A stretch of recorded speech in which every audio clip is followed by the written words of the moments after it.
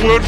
But if you are even thinking about hiking here, start off like, if you have ever hiked before, then sure, it's okay. If you haven't, just don't do it. Also take with you food, water, all the clothes that you can take.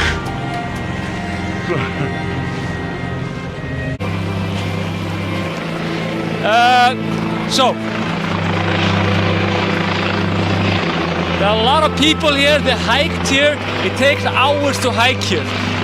Luckily for me and Art, we have a press pass, so it only took us like 1 hour. But if you are even thinking about hiking here, start off like, if you have ever hiked before, then sure, it's okay. If you haven't, just don't do it. Also take with you food, water, all the clothes that you can take.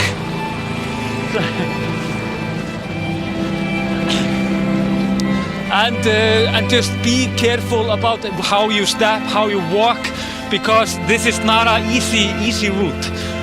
It takes, like I said, hours, and it can be dangerous if you are if you're not experienced enough, to be honest.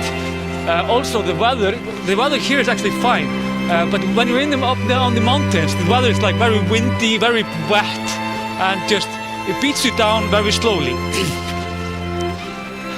For something, and yeah, keep in mind if you're gonna hike here, you really need to be careful about it, because the way people get themselves hurt is getting to the volcanoes, not by dying in a volcano. You know, there are not many that happen like that. See you later. Enjoy.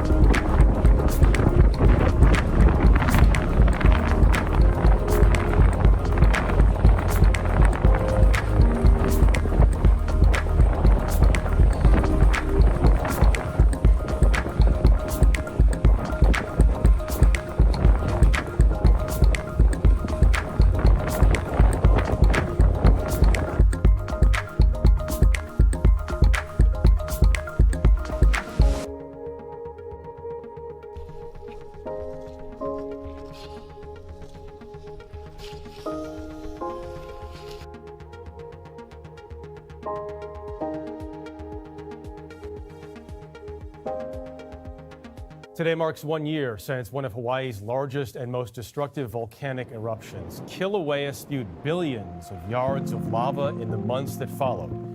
Carter Evans is there tonight to see what's changed. For months, red-hot lava exploded and devoured almost 14 square miles on the Big Island of Hawaii. The massive river of molten rock came from a large fissure in Stacy Welsh's backyard. You're lucky. Very lucky this time. The giant canyon I found in my backyard. She recorded this video as molten rock poured onto her property. Her home survived, but the lava cut right through her community, Leilani Estates. When cracks first opened up on highways and roads last year, residents were told to leave. In all, more than 700 homes were destroyed. All of that lava came through in a matter of a couple hours. We were there when it all began. This is the most active fissure right now. We've been watching this one go for days. At times, it's been blasting lava up to 250 feet into the air. And this is what it looks like now, a massive cinder cone surrounded by miles of black.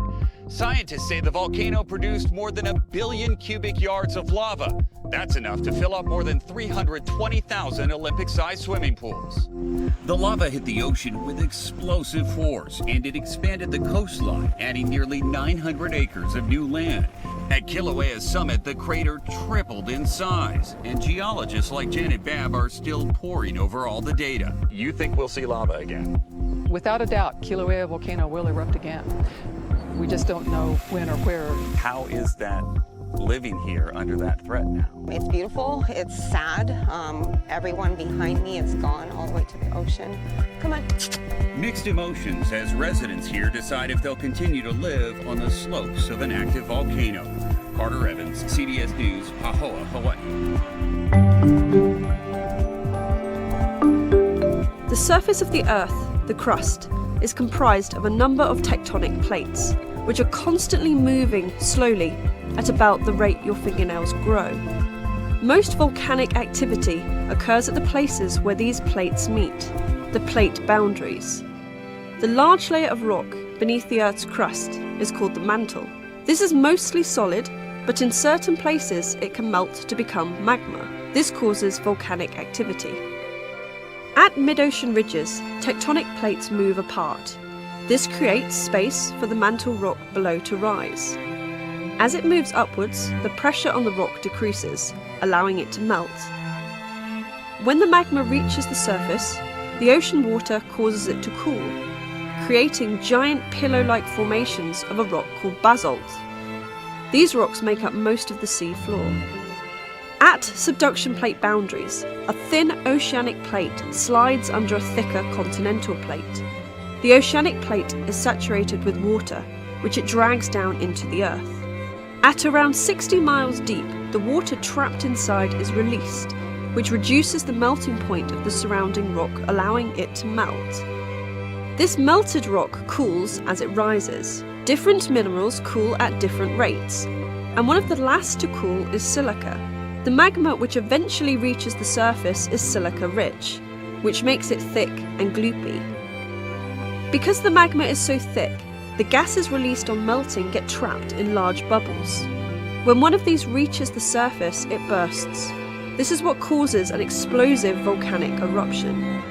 There are also a number of so-called volcanic hotspots, away from plate boundaries.